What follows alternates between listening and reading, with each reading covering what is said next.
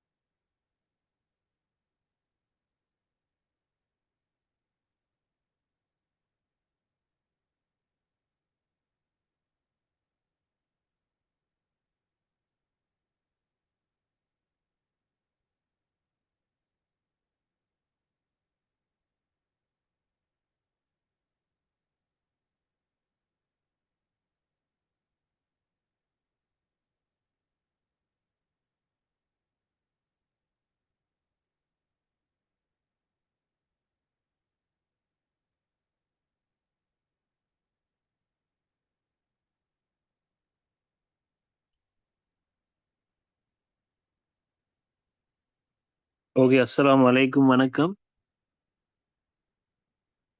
நான் காய்கறி கேக்குதா?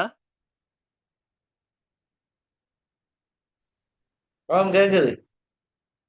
ஓகே. பொதுவாக அனைவர் நெடுங்காலமாக எதிர்பார்த்து கொண்டிருந்த கிராம உத்தியோகத்தர் பரீட்சை தொடர்பான வர்த்தமானி அறிவித்தல் வெளியிடப்பட்டுள்ளது. அந்த அடிப்படையில இந்த கிராம உத்தியோகத்தர் பரீட்சை டிசம்பர் மாதம் நடைபெறுவதற்கு திட்டமிடப்பட்டுள்ளது. இருந்தபோது அது டிசம்பர் மாதம் ஒன்று நடைபெறும் அப்படின்னு இந்த நெக்ஸ்ட் வீக் உள்ளுக்கும் அவங்க கேலண்டர் ரிலீஸ் பண்ணுவாங்க பரீட்சை திணைக்களத்தால. அதன் அடிப்படையில் வார மாதம் அந்த எக்ஸாம் நடைபெறுதா இல்லைன்னு நமக்கு கன்ஃபார்ம் பண்ணிக்கொள்ள இயலும். அப்படி நடைபெறலைன்னு சொன்னால் கண்டிப்பாக ஜனவரி நடைபெறும். ஏன்னா பொதுவாக வர்த்தமானி அறிவித்தலின் பிரகாரம் இப்போ இருக்கிற பரீட்சை ஆணையாளர் அந்த அந்த எக்ஸாம் சரியான டைம்ல வைக்கிறது, அதே போல அந்த பேப்பரை திருத்தி குயிக்கா கொடுக்குறது, இது ரெண்டுலையுமே அவங்க கொஞ்சம் முன்முறமா இருக்கிறாங்க. அந்த அடிப்படையில கண்டிப்பா அதுக்குரிய எக்ஸாம்கள் நடைபெறதுக்குரிய வாய்ப்புகள் இருக்குது. சரியோ? அப்ப இந்த கிராம உத்தியோகத்தர் பரீட்சையை பொறுத்த வரைக்கும் பொதுவாகவே ஏ-லெவல் ரிசல்ட்ஸை வச்சு பேஸ் பண்ணி நடைபெறக்கூடிய முக்கியமான பரீட்சைகள், போட்டி பரீட்சை 2 இருக்குது. அதுல ஒன்று எம்எஸ்ஓ கிளரிக்கல் எக்ஸாம்னு சொல்றது, அடுத்து கிராம உத்தியோகத்தர் பரீட்சை. இந்த கிராம உத்தியோகத்தர் பரீட்சையை பொறுத்த வரைக்கும் இது அதாவது ஒரு ஏ-லெவல் குவாலிஃபிகேஷன்ல வர ஒரு நபருக்கு ஒரு அதிகாரம் பொருந்திய ஒரு சேவையை வழங்கக்கூடிய ஒரு பதவி தான் இந்த கிராம உத்தியோகத்தர் சொல்ற அந்த பதவி.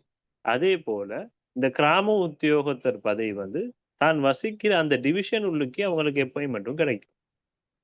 ஒரு உதாரணத்துக்கு ஒரு அன்றாதபுரம் சொன்னா அன்றாபுரத்துல இருக்கிறவருக்கு அந்த அன்றாபுரத்திலேயே கிடைக்கும் அந்த வேலை. அன்றாபுரம் அந்த அவங்களோட பிரதேச செயலக அந்த பிரிவுள்ளுக்கே அதுக்குரிய அப்பாயின்மெண்ட்டும் கிடைக்கக்கூடிய வாய்ப்பு தான் முழுக்க முழுக்க காணப்படுது. ஆகவே இந்த கிராம உத்தியோகத்தர் சொல்ற அந்த பதவி மிக முக்கியமாக கருதப்படுற ஒரு ஏ-லெவல் ரிசல்ட்ஸை வச்சு எடுக்கக்கூடிய ஒரு முக்கியமான ஒரு பதவியாக காணப்படுது.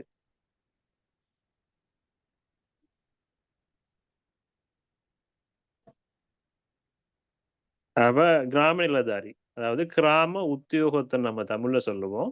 இதை சிங்களத்துல கிராம நிலதாரின்னு சொல்லி சொல்றோம். இதுக்கு முன்னுக்கு இதோட பேர் எப்படி இருந்துச்சுன்னு சொன்னா கிராம சேவகர், அதாவது கிராம சேவையாளர்னு தான் இருந்தது. அப்ப தாங்கள் கிராம சேவையாளர்களா இருந்த போதிலும் எங்களுக்கும் ஒரு உத்தியோகத்தர் என்ற பதவி ஒன்று தேவைப்படுது என்ற அடிப்படையில அந்த கிராம சேவையாளர் என்று இருந்த அந்த பதவியை கிராம உத்தியோகத்தராக மாற்றம் செஞ்சு முந்தி இது கமிக்க என்று சொன்னது கிராம தலைவர். இப்பயும் கிராம உத்தியோகத்தர் என்று சொல்ற ஒரு கிராமத்துக்குரிய தலைவராக காணப்படுவாரு. சொன்ன ஒரு ஒரு பிரதேச செயலகம், ஒரு பிரதேச செயலக பிரிவை எடுத்துக்கொண்டா எப்படி ஒரு டிஎஸ் அந்த பிரதேச செயலகத்துக்கே ஒரு பெரிய ஆளா இருப்பாரோ, அதே போல அந்த ஜிஎஸ் பிரிவுக்குரிய பெரிய ஆள்னு சொல்ல போகல, அதாவது முதன்மையான நபர்னு சொல்ல போக அந்த கிராம உத்தியோகத்தர் தான் காணப்படுவாரு. அந்த கிராம உத்தியோகத்தோட அனுமதியோட தான் அந்த கிராம அந்த டிவிஷன்ல எந்த விதமான ஒரு செயற்பாடுகளையும் செய்யக்கூடிய ஒரு அதிகாரம் வந்து கிராம உத்தியோகத்தின் அந்த பதவிக்கு தான் அது இருக்குது. ஆக்சுவலி இது வந்து ஒரு பதவிகள்லயே கொஞ்சம் அந்த கீழ் மட்டத்துல இருக்கிற மிக அதிகாரம் பொருந்திய ஒரு பதவின்னு சொல்றது இந்த கிராம உத்தியோகத்தர் பதவி தான்.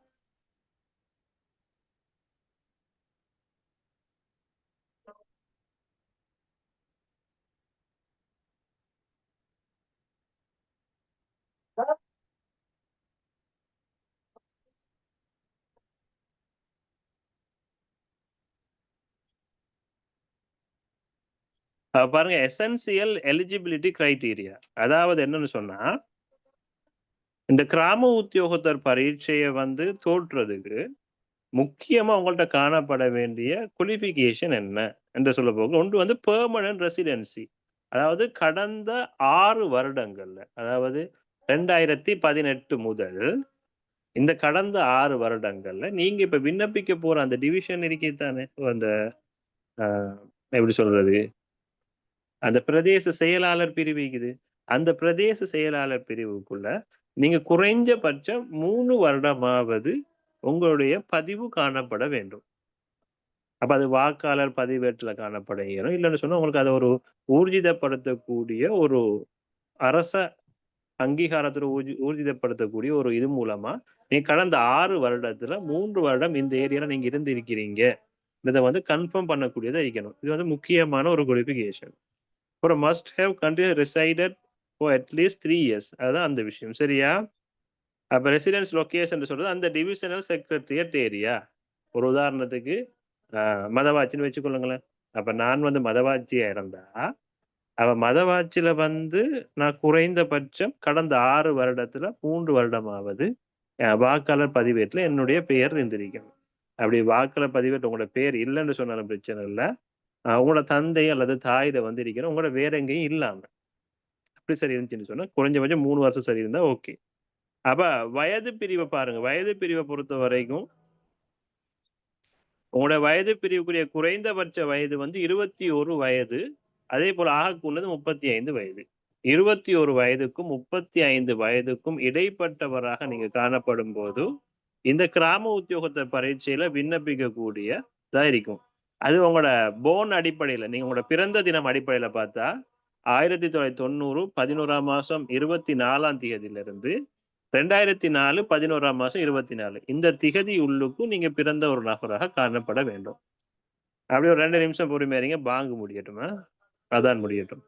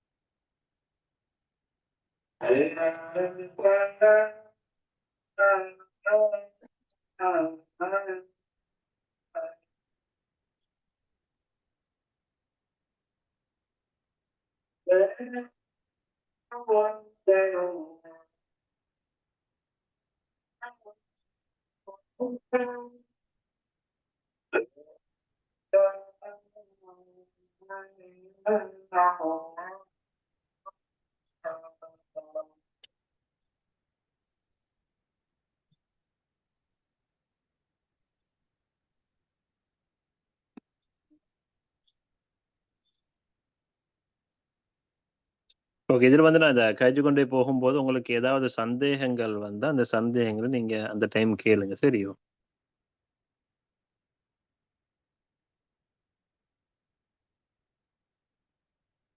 அடுத்த பிறகு உங்களோட கல்வி தகைமை. இந்த பரீட்சைக்கு விண்ணப்பிப்பதற்கான கல்வி தகைமை GCE ஆர்டினரில அதாவது ஓ லெவல் எக்ஸாம்ல வந்து நீங்க கட்டாயமாக 6 பாடம் பாஸ் பண்ணியிருக்கணும். அந்த 6 பாடத்துல 4 பாடங்கள்ல சி இருக்கணும். அந்த சி எப்படி இருக்கணும்னு சொன்னா, உங்களோட தாய்மொழியில சி இருக்கணும். அதே போல கணித பாடத்திலையும் சி இருக்கணும். One sitting. அது ஒன் சிட்டிங்ன்னு சொல்ல போக்குல முதல் தடவை நீங்க எப்ப செஞ்சீங்களோ எக்ஸாம் செஞ்ச அந்த முதல் தடவையிலேயே உங்களுக்கு தமிழ்லயும், கணிதத்திலயும் கண்டிப்பாக சி இருக்கணும். இது வந்து கட்டாயமான ஒரு விடயம் ஒன்று. அதே போல அட்வான்ஸ் லெவல்ல பொறுத்தவரைக்கும், நீங்க கண்டிப்பா எல்லா பாடத்திலயுமே பாஸ் ஆகியிருக்கணும் ஒன் சிட்டிங். அதுல ஜெனரல் நாலேட்ஜ்ன்னு சொல்ற அந்த பாடம் தேவையில்ல. அதே போல ஜெனரல் இங்கிலீஷ் அந்த பாடம் தேவையில்ல. ஓல்டு சிலபஸ் ஆட்களுக்கு நீங்க எழுத போறது இல்ல. நியூ சிலபஸ் ஆட்கள் தான் எழுத போறீங்க. அத சுட்டி அந்த ஒரு சிக்கல் வராது. அப்ப ஏ லெவல்ல 3 பாடத்திலயும் கண்டிப்பா பாஸ் ஆகிக்கணும். ஓ லெவல்ல வந்து ஒன் சிட்டிங்லயே மெட்ஸ்ல சி எடுத்திருக்கணும். தமிழ்லயும், மெட்ஸ்லயும். ஓம் சொல்லுங்க ஐயா.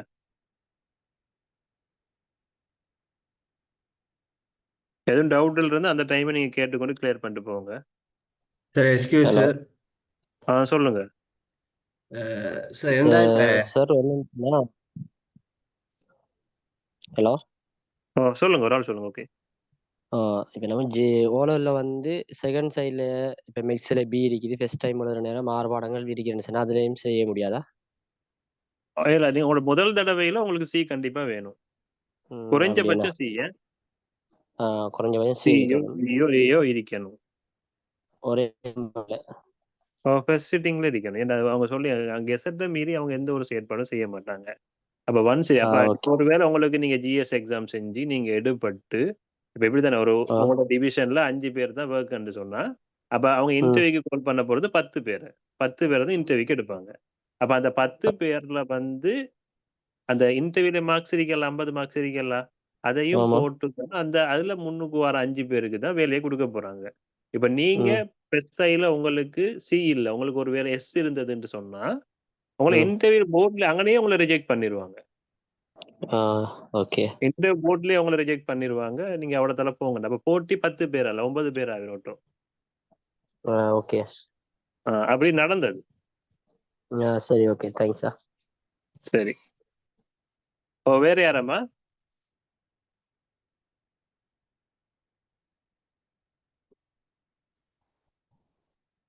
ஓகே. மந்த்லி சேலரியை பாருங்க. மந்த்லி சேலரி ஸ்கீம் அதாவது உங்களுக்குரிய சேலரி என்று சொல்லி உங்களுக்கு கிடைக்க போறது இந்த 84,960 ரூபாய் இல்ல. அது வந்து உங்களோட ஒவ்வொரு இப்ப இருக்கிற இந்த 50,630 சொல்றது உங்களோட பேசிக் சேலரி. இந்த பேசிக் சேலரி எப்பத்திக்குரிய பேசிக் சேலரின்னு சொன்னா 2027ஆம் ஆண்டு ஜனவரிக்குரிய பேசிக் சேலரி தான் இந்த 50,000. இப்போ ஒரு உதாரணத்துக்கு இப்ப நீங்க டிசம்பர்லயே தான் எக்ஸாம் செஞ்சா கூட உங்களோட ரிசல்ட் அவுட் ஆகுறதுக்கு ஒரு ஏப்ரல் ஆகும். மார்ச் கடைசியோ ஏப்ரலோ ஆகும். அதன் பிறகு உங்களை இன்டர்வியூ பண்ணி திரும்ப உங்களை வந்து ட்ரைனிங் 3 மாசம் ட்ரைனிங் எடுக்கணும்.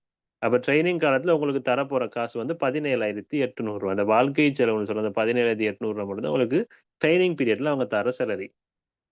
அப்ப அந்த 3 மாசமும் நீங்க முடிஞ்சு எல்லாம் செஞ்சு அதாவது ஒரு கடைசி கட்டம் உங்களுக்கு ஒரு நவம்பர் அல்லது டிசம்பர்ல தான் உங்களுக்கு சேலரி வரப்போகுது. அல்லது ஜனவரின்னு வச்சுக்கொள்ளுங்களேன். அப்ப அந்த டைம்ல உங்களோட பேசிக் சேலரி வந்திருக்கும் 50,630 ரூபாய். இதுதான் உங்களோட பேசிக் சேலரி. இதுக்கு மேலதிகமா உங்களுக்கு வந்து ஹெட் ஆகும் வந்து வாழ்க்கை செலவுன்னு சொல்லி 17,800 ரூபா. அப்ப இதோட 17,800 கூட்டும் போது கிட்டத்தட்ட 68,000 எக்ஸ்கியூஸ் மீ 68,500 ரூபா. ஓ சொல்லுங்கம்மா. அந்த மந்த்லி அந்த ஸ்கீமை கொஞ்சம் திருப்ப சொல்லலாமா? ஓ அதான் மந்த்லி சேலரியை தான் சொல்றேம்மா. என்னண்டா இதுல இருக்கிற 50,630 ரூபா சொல்றது பேசிக் சேலரி. இது வந்து முதலாவது இருக்கிறது பேசிக் சேலரி, அதாவது உங்களுடைய அடிப்படை சம்பளம். இந்த அடிப்படை சம்பளத்தோடு உங்களுக்கு மேலதிகமா கிடைக்கக்கூடியது வந்து வாழ்க்கை செலவு படிகள்னு சொல்லி, அந்த வாழ்க்கை செலவு படின்னு சொல்றது 17,800 ரூபாய் கிடைக்கும். அப்ப இந்த வாழ்க்கை செலவு படியை சேர்க்கும் போது உங்களுக்கு இதோட கூட்டும்போது சாதாரண ஒரு 70,000 வருதுன்னு ஒரு உதாரணத்தை வச்சுக்கோங்களேன். 70,000 ரூபாய் உங்களோட சேலரியா இருக்கும்.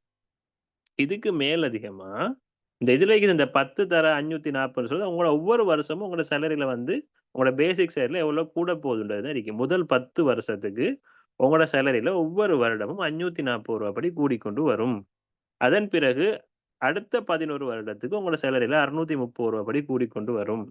அதன் பிறகு ஒவ்வொரு 10 வருஷத்துக்கும் உங்களோட 10 வருடத்துக்கு உங்களோட சேலரி 1,1010 ரூபாய் படி கூடிக்கொண்டு வரும். அதுக்கப்புறம் 10 வருஷத்துக்கு அந்த காலம் நீங்க இருந்தீங்கன்னு சொன்னா அதுக்கப்புறம் 1,190 ரூபான்னு சொல்ற அந்த சேலரி ரேஞ்ச் வந்து உங்களுக்கு கூடிக்கொண்டு வரும். இது வந்து ஒவ்வொரு வருடமும் உங்களுக்கு கூட போற சேலரி இன்கிரிமெண்ட்னு சொல்றது. உங்களோட சம்பளம் ஒவ்வொரு வருஷமும் இந்த 540 ரூபாய் கூடும். முதல் 10 வருஷத்துக்கு இப்படி கூடும். அதன் பிறகு வர 11 வருஷத்துக்கு 630 ரூபாய் படி கூடும். இது வந்து பேசிக் சேலரி கூடுற விதம் தான் இது தந்திருக்கிறது உங்களுக்கு. முன்னுக்கு இருக்கிறது வந்து பேசிக் சேலரி. இப்ப நீங்க வேலைக்கு போனா உங்களோட பேசிக் சேலரி 50,630 ரூபாய். இதோட சேர்த்து பிளஸ் வரும் 17,800 ரூபாய். அப்ப எல்லாம் சேர்த்தா ஒரு கிட்டத்தட்ட ஒரு 70,000 ரூபான்னு வச்சுக்கோங்க. உங்களோட சம்பளம் கிட்டத்தட்ட 70,000 ரூபாய் காசு உங்களுக்கு மாசம் கிடைக்கும். இதுக்கு மேலதிகமா உங்களுக்கு எலோவன்ஸ், அதாவது ஜிஎஸ்ல வந்து மெயினே வந்து எலோவன்ஸ் தான். எலோவன்ஸ் வந்து உங்களுக்கு நிறைய கிடைக்கிறது வாய்ப்பு இருக்கு. ஒரு உதாரணம் சொல்ல போனா நீங்க வந்து இந்த ஒவ்வொரு நிறைய ப்ரொஜெக்ட் இப்போ இந்த சனத்தொகை கணக்கெடுப்பு எல்லாம் வருதுல்ல, அப்ப சனத்தொகை கணக்கெடுப்பு வரும்போது அப்ப அந்த சனத்தொகை கணக்கெடுப்பு செய்யப்போ உங்களுக்கு ஒவ்வொரு குடும்பத்துக்குன்னு சொல்லி 20 ரூபாய் காசு தருவாங்க. இப்போ உங்களோட ஜிஎஸ் பிரிவு எடுத்தா ஒரு உதாரணத்துக்கு 1000 குடும்பம் இருக்கும். 1000 குடும்பம் தான் உங்களுக்கு ஒரு மாசத்துல 20,000 ரூபாய் காசு அவடத்துல வந்துடும். இடம் கச்சேரின்னு சொல்லி வைப்பாங்க, அதாவது காணி உறுதி பத்திரங்கள் கொடுக்கறது. அப்ப அது சம்பந்தமானு சொல்லி இப்போ அது ஒரு மாசம் நீங்க பாத்தீங்கன்னா அதுக்கு உங்களுக்கு ஒரு 20,000 30,000 ரூபாய் கிடைக்கும். இதுக்கு மேலதிகமா உங்களுக்குன்னு சொல்லி போக்குவரத்து செலவு ஒன்று இருக்குது. போக்குவரத்து செலவு மாசம் உங்களுக்கு 6,000 எடுக்கக்கூடியதா இருக்கும். இப்படி வந்து அதாவது எலோவன்ஸ் உங்களுக்கு நிறைய வந்து கொண்டு இருக்கும் ஜிஎஸ் பொறுத்த வரைக்கும். ஒரு வகையில ஜிஎஸ் பொறுத்த உங்களுக்கு எலோவன்ஸும் கூட, அதாவது சம்பளம் ஒரு பக்கம் கூடும். அதே போல இந்த ஜிஎஸ் பதவிக்கு போறதால உங்களோட செலவுகளும் நிறைய குறையும். எப்படி சொன்னா இப்ப ஒரு உதாரணம், அதாவது இது வந்து ஒரு சரியான ஒரு மரியாதைக்குரிய ஒரு பதவி. நீங்க மத்த எந்த ஒரு பதவியோட ஜிஎஸ் வந்து ஒப்பிட இயலாது. ஏன்னா ஜிஎஸ் சொல்றது சரியான ஒரு மரியாதை தர, ஒரு மதிப்பு தர ஒரு தொழில். ரொம்ப மதிக்கிற ஒரு தொழில் தான் இந்த ஜிஎஸ் தொழில்னு சொல்றது. இப்ப சில டவுன்கள் ஏரியா பொறுத்த வரைக்கும் சம்டைம் அது மாறுபட்டு இருக்கலாம். ஆனா கிராமப்புற ஏரியாங்கள் எல்லாருலயுமே இந்த கிராம உத்தியோகத்தை வந்து சரியான மாதிரி மதிப்பாங்க. அப்ப உங்களுக்கு செலவுகள் நிறைய வந்து இந்த தொழில்ல உங்களுக்கு குறையும். அது எப்படி ஏதுன்னு சொல்ல இயலாது, ஆனா நிறைய குறையும் உங்களோட செலவு. சரியோ, அதே இடத்துல உங்களுக்கு சேலரியும் கூட வந்து கொண்டே இருக்கும். சரியா சொல்ற விலங்குதா? ஒரு உதாரணத்தை சொல்ல போனா உங்களுக்கு சாதாரணமா எவரேஜா ஒரு மாசத்துக்கு 80,000 ரூபாய்க்கு மேல உழைக்கக்கூடிய ஒரு தொழில் தான் இந்த கிராம உத்தியோகத்தர் தொழில். இது அதிகாரம்னு சொல்ல போக்குல ஒரு உதாரணம் சொல்ல, ஒரு காணி உறுதி ஒன்று கொடுக்கறதா இருந்தா நீங்க சைன் வச்சு நீங்க ஒரு வாக்கு, அதாவது நீங்க வந்து சிபாரிசு பண்ணாதான் பிரதேச செயலாளர் அதுக்கு சைனே வைப்பாரு. அந்த அளவுக்கு ஒரு அதிகாரம் பொருந்தியது. அதே போல இந்த பெர்மிட்டுகள் கொடுக்கறது, இந்த மரம் ஏத்துறதுக்கு, மாடுகள் ஏத்துறதுக்கு, இது எல்லாத்துக்குமே நீங்க தான் ஒரு அதிகாரம் பொருந்திய ஒரு நபர். உங்களோட சைன்ல தான் எல்லாமே இருக்குது. ஆகவே இது ரொம்ப அதிகாரம் பொருந்திய ஒரு இது. அது சரியான முறை நம்ம செய்ய போக சரியா செஞ்சு கொள்ளணும். சரியா? பொதுவா சராசரியா சொல்ல போனா 80,000 ரூபாய்க்கு மேல மாசம் உங்களுக்கு உழைக்கலாம் கிராம உத்தியோகத்தர் பரீட்சை. சரி, இந்த எக்ஸாம் இந்த தொழில். அப்ப இந்த கிராம உத்தியோக தொழிலுக்கு நீங்க போகணும்னு சொன்னா என்ன சிக்கல்னு சொன்னா இந்த 3 பாடம் தான் சிக்கலுக்குரிய விஷயம். அதாவது என்னன்னா இவ்வளோ நடந்த எல்லா எக்ஸாமுமே வந்து 2 பாடம் தான் நடந்தது. முந்தி நடந்தது எப்படி சொன்னா, மொழி ஆற்றல், ஐக்யூ இந்த 2 பாடம் நடந்தது. அதன் பிறகு கிரகித்தல், ஐக்யூ, மொழி ஆற்றலோட ஐக்யூவையும் ஜென்ரலையும் சேர்த்த மாரி பேப்பர் செஞ்சிருந்தாங்க. இப்ப இந்த முறை எப்படி செஞ்சீங்கன்னு சொன்னா, லாங்குவேஜ் அது வேறையா நடக்குது. 3 பாடம் நீங்க செய்ய போறீங்க. 300 மார்க்ஸுக்கு நீங்க எக்ஸாம் எழுத போறீங்க. ஒன்று வந்து மொழி சம்பந்தமான ஒரு பாடம், அடுத்தது ஜெனரல் நாலேட்ஜ் சம்பந்தமான பாடம், அடுத்தது ஆப்டிட்யூட் தொடர்பான ஒரு பாடம். இந்த 3 பாடத்திலயுமே இப்ப ஒரு உதாரணத்துக்கு கல்முனைன்னு வச்சுக்கொள்ளுமே, ஓகே கல்முனை. இப்ப கல்முனை டிவிஷன்ல வந்து போட்டியிடுறார்களுக்கு கல்முனையில இருக்கிற வேக்கன்ட் 10ன்னு சொன்னா, கல்முனை வந்து மொத்தம் செலக்ட் பண்ண போறாங்க. எக்ஸாம் மூலமா அவங்க செலக்ட் பண்ண போறாங்க. அதிக அளவு புள்ளிகளை பெற்ற 20 பேர் தான் செலக்ட் பண்ணுவாங்க. அப்ப இந்த பாஸ் மார்க்ஸ் 40 எடுத்து போதாது. பாஸ் மார்க்ஸ் 40 எடுத்தா 120 டோட்டலே உங்களோட. அது எடுத்து உங்களுக்கு போதாது. முன்னுக்கு 20 நபர்களுக்கு நீங்க வாரதா இருந்தா, குறைஞ்சபட்சம் நீங்க 200க்கு மேல ஸ்கோர் பண்ணணும். 3 பாடத்திலயும். 3 பாடத்திலயும் 200க்கு மேல நீங்க ஸ்கோர் பண்ணும்போது, நீங்க கண்டிப்பா டாப் லெவல்ல இருப்பீங்க. அப்ப டாப் லெவல்ல இருக்கிறவங்களுக்கு எப்படியுமே 50 மார்க்ஸுக்கு 50 மார்க்ஸ்ல எப்படியும் ஒரு 30, 35 மார்க்ஸ் வந்துரும்.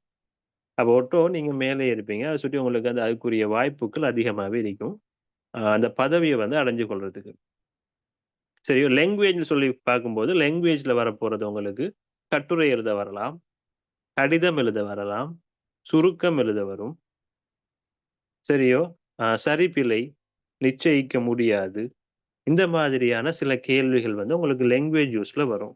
General knowledge and local, global ஒர்க்ல அதாவது இப்ப வந்து தற்போதைய காலத்துல உலகத்துல அதேபோல இலங்கையில நடந்து கொண்டிருக்கிற முக்கியமான பொது அறிவு தகவல்கள், வரலாறு ரீதியான, புவியியல் ரீதியான, சமூக, பொருளாதார ரீதியான கேள்விகள் எல்லாமே வரப்போகுது.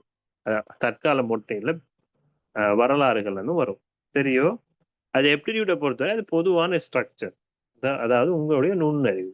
உங்களோட நுண்ணறிவு அளவீடு செய்யக்கூடிய ஒரு பரீட்சை தான் இந்த ஐக்யூன்னு சொல்றது.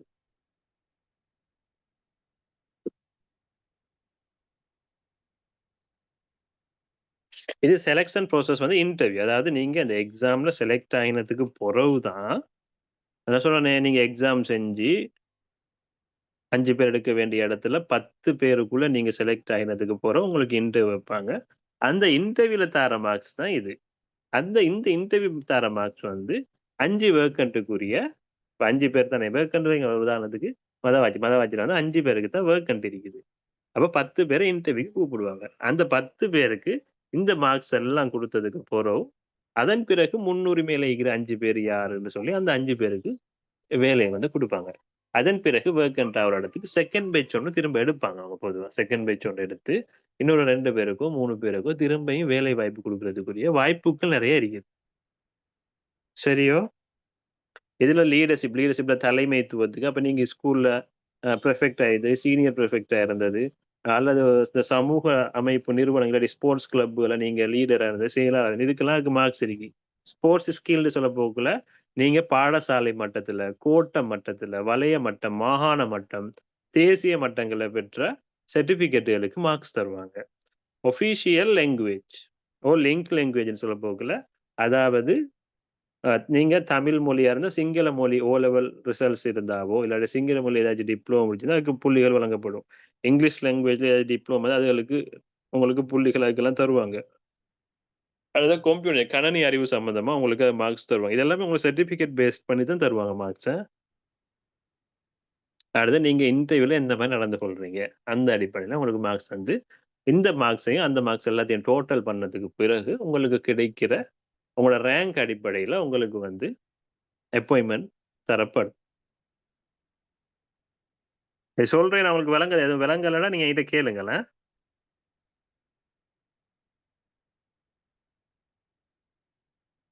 அந்த ப்ரிப்பரேஷன் அதாவது இந்த உங்களுக்கு இந்த இங்க வழிகாட்டுற இந்த கிளாஸ் வந்த பொறுத்த வரைக்கும் இப்ப நம்மளை பொறுத்த வரைக்கும் உங்களுக்கு வந்து நாங்கள் கிளாஸ் செய்யறது யாருன்னு கேட்டா லாங்குவேஜ் யூஸ் வந்து செய்யறது சிவராஜா சார் செய்யறாரு உங்களுக்கு கிளாஸ்.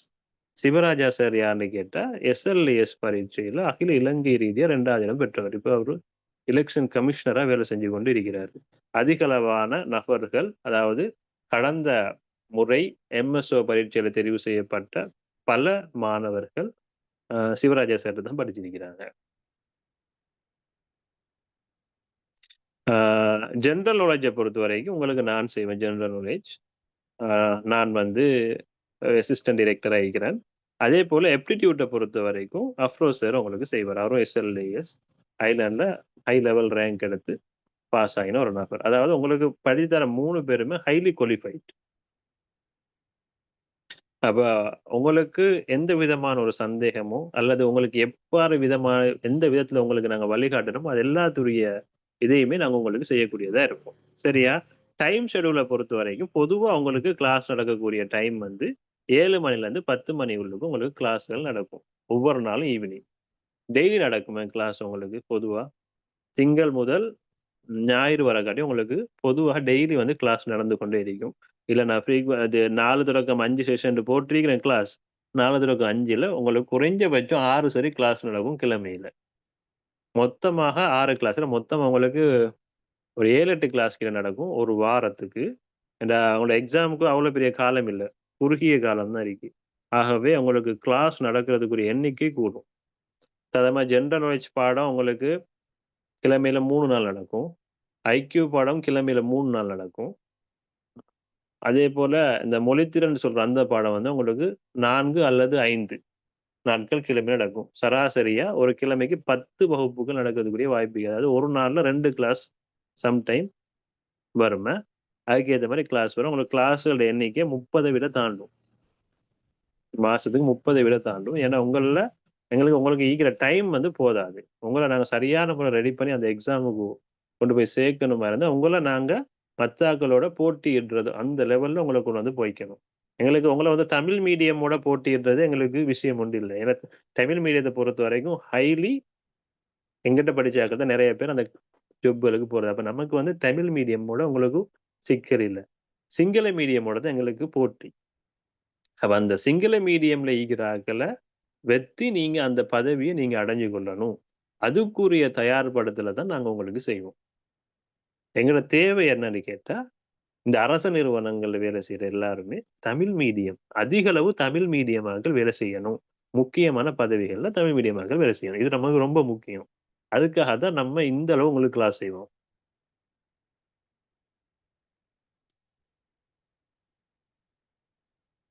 அப்ப இந்த கிளாஸுக்குரிய பேமெண்ட் சொல்லி நம்ம உங்களுக்கு 2500 காசு தான் எடுப்போம் 3 பாடத்துக்குமே சேர்த்து. தனிப்பாடம் நீங்க தனிப்பாடம் இல்லை, நான் மொழித்திறன் பாடத்துக்கு மட்டும் போறேன், எனக்கு ஜென்ரல் நாலேஜ் IQ பிரச்சனை இல்லை அப்படின்னா நீங்க தனிப்பாடம் மட்டும் விருப்பம்னா உங்களுக்கு தனிப்பாடமும் கலந்து கொள்ளலாம். அதுக்கு நீங்க 1000 ரூபாய் பே பண்ணணும். தனிப்பாடமா இருந்தா ஒரு பாடத்துக்கு நீங்க 1000 rupees பே பண்ண வரும்.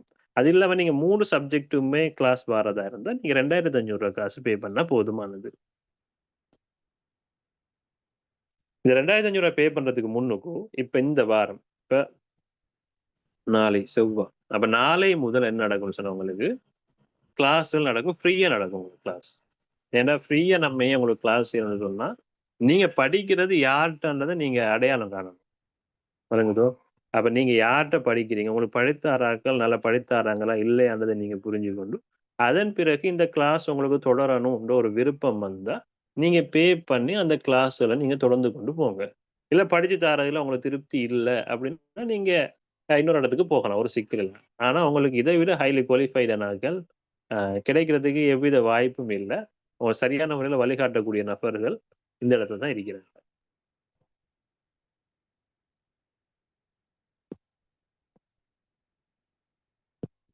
சரி, நான் இந்த ஆன்லைன்ல எப்படி அப்ளிகேஷன் போடுறேன்னு சொல்றதுக்கு முன்னுக்கும் உங்களுக்கு ஏதாச்சும் டவுட்கள் இருந்து இதை பத்தி கேளுங்க.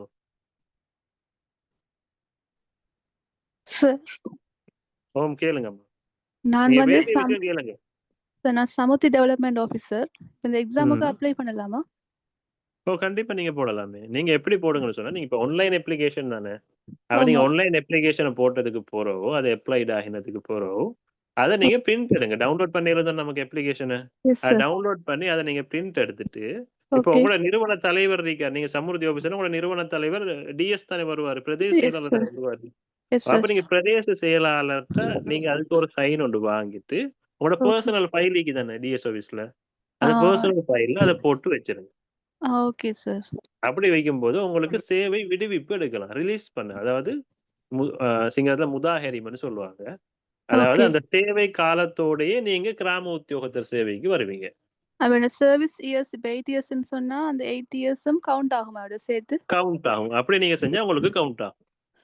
ஓகே. கச்சேரிக்கும் டிபார்ட்மெண்ட்டுக்கு அனுப்பணுமா சார் அந்த பர்சனல் ஃபைலுக்கு அப்படி? இல்ல நீங்க கச்சேரிக்கு அனுப்ப வேண்டிய அவசியம் இல்ல. இப்ப நீங்க வந்து டிஎஸ் ஆபீஸ்ல தானே வேலை செய்றீங்க? டிஎஸ் ஆஃபீஸுக்குள்ள தான் எங்களோட பேங்க் இருக்குது, சமுர்த்தி பேங்க். ஓகே. சலரி எல்லாம் செய்யறது வந்து கச்சேரி டிபார்ட்மெண்ட் ஆஃப் சமுர்த்தி பிரான்ச்சுக்குள்ள தான் செய்றாங்க கச்சேரியில. கச்சேரியில தான் உங்களுக்கு சேலரி செய்யறதா? Yes sir. அப்படின்னு சொன்னா நீங்க கச்சேரியில ஜிஏட்ட சைன் உங்களோட நிறுவன தலைவர் யாருன்றதை முதல்ல அடையாளம் காணுங்க சரியான முறையில. அதன் பிறகு ஓகே நீங்க சார். அவர்ட்ட சைன் எடுத்து போட்டு நீங்க வைங்க. சம்டைம் டிஎஸ்ஆ இருந்தா நீங்க டிஎஸ்ட சைன் எடுத்துட்டு உங்களோட ஃபைல்ல போடுங்க. ஓகே உங்களோட sir. Personal file sometime DS office இருந்தா டிஎஸ் ஆஃபீஸ்ல போட்டா போதுமானது. அப்படி இல்ல சம்டைம் உங்களோட ஃபைல் எல்லாமே கச்சேரியால தான் செய்றாங்கன்னு சொன்னா நீங்க கச்சேரியில போட்டா சரி உங்களோட ஃபைல்ல. கண்டிப்பா உங்களோட சார். ஃபைல்ல நீங்க சைன் எடுத்து போட்டுறணும். அது முக்கியம். Okay sir. சார் நான் இப்போ இபி எக்ஸாம் 1 பாஸ் பண்ணிட்டேன் எஸ்டிஓல. இப்போ ஜிஎஸ்ல ஆனா வந்து இபி ஃபர்ஸ்ட் பாஸ் பண்ணணுமா அப்படின்னு சொன்னா? நீங்க பாஸ் பண்ண வரும். ஓகே நீங்க சார். சேவை மாறி போகும்போது இபி நீங்க செய்ய வரும் திரும்ப முதல்ல இருந்து. ஓகே. Thank you sir. சரி. வேற யார்ட்டும் சந்தேகங்கள் இருந்தா கேளுங்க. என்னடா நான் இப்போ ஒரு அசிஸ்டன்ட் டைரக்டரா இருந்ததுக்கு நான் வந்து முந்தி 2018ல ஜிஎஸ் எக்ஸாம் செஞ்சு ஜிஎஸ் ஆயினால் தான் நான். அப்ப ஜிஎஸ் என்னுடைய முதலாவது அரசாங்க அப்பாயின்மெண்ட் வந்து கிராம உத்தியோகத்தர். நான் கிராம உத்தியோகத்தரா இருந்து அதன் பிறகு ஒரு 1.5 வருஷம் வேலை செஞ்சுட்டு அதுக்கப்புறம் டீச்சிங் போனேன். டீச்சிங்ல 5 வருஷம் இருந்துட்டு இப்ப வந்து நான் இருக்கிறேன் assistant director of planning ADP. அந்த பொசிஷன்ல இப்ப இருக்கிறேன். சரி, அப்ப உங்களுக்கு இந்த தொழில் ரீதியா எந்த ஒரு சந்தேகம் இருந்தாலும் நீங்க என்கிட்ட கேளுங்க. அதுக்கு மேலதிகமா உங்களுக்கு அரசு சேவை சம்பந்தமா இருந்தாலும் என்கிட்ட கேளுங்க. நான் உங்களுக்கு அதுக்குரிய பூர்ண விளக்கத்தை தருவேன். இந்த தொழிலை பொறுத்த வரைக்கும் நீங்க எப்படி சொல்றது, எந்த வகையிலுமே நீங்க டவுட் பட வேணாம்.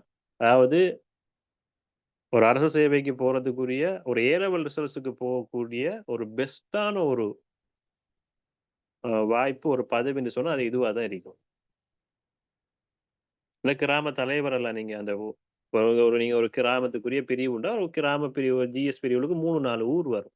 அந்த 3-4 ஊருக்குமே அந்த கிராமத்துக்கு 3-4 கிராமத்துக்குமே நீங்க தானே இப்ப தலைவர், நீங்க தான் முதன்மையானவர். சார் ஓ சார் நான் லேட்டாக தான் ஜாயின் ஆகினேன். என்னோட ஜிசி ஏ லெவலில் வந்து இங்கிலீஷ் வந்து இங்கிலீஷ் வந்து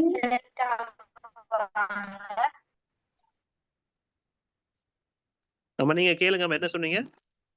சார் ஜிசி ஏ லெவலில் வந்து ஜென்ரல் இங்கிலீஷில் வந்து ஃபர்ஸ்ட் சைட்லேயே வந்து பாஸ் ஆகிக்கணுமா, செகண்ட் சைடில் இல்லாமல்? இல்ல ஜெனரல் இங்கிலீஷ் தேவையில்ல. நீங்க ஜெனரல் இங்கிலீஷ்ல தேவையில்லை. ஃபெயிலா இருந்தாலும் பிரச்சனை இல்ல. முக்கிய 3 பாடம் இருக்குல்ல, அந்த முக்கிய 3 பாடத்துல தான் நீங்க பாஸ் ஆகிக்கணும். சார் இப்போ மெரி பண்ணி வந்து ஹஸ்பண்ட் ஊர்ல வந்து இப்போ 4 வருஷமா போகணும்னு சொன்னா எனக்கு இங்கே எழுதிருந்தானே எக்ஸாம். இப்ப நீங்க மெரி பண்ணி 4 வருஷம் இப்ப ஹஸ்பண்ட் ஊருக்கு வந்தாலும் உங்களோட அந்த பதிவு எங்க இருக்கு இது வரைக்கும்? இப்ப பதிவு நான் மாத்தி நீங்க வந்தீங்க, இப்ப 3 இயர்ஸ் ஆகுது மாத்திட்டு வந்து. அத மாத்தி இப்ப 3 வருஷம் ஆகுதா? ஓ அது 3 வருஷத்தை உங்களுக்கு காட்டுறதுக்குரிய ஆதாரம் அந்த வாக்காளர் பதிவேட்டுல இருக்குதா? ஓ இருக்கு. அப்படின்னா இந்த சிக்கலும் இல்ல. உங்களுக்கு அப்படி இங்க விருப்பம்னா இங்க செய்யுங்க, உங்களுக்கு அங்க விருப்பம்னா அங்க செய்யுங்க. இந்த 6 வருஷத்துல 3 வருஷம் தேவை. அப்ப உங்களுக்கு இங்க 3 வருஷம் இருக்குது, அங்க 3 வருஷம் இருக்குன்னா உங்களுக்கு ஒரு சிக்கலுமே இல்ல.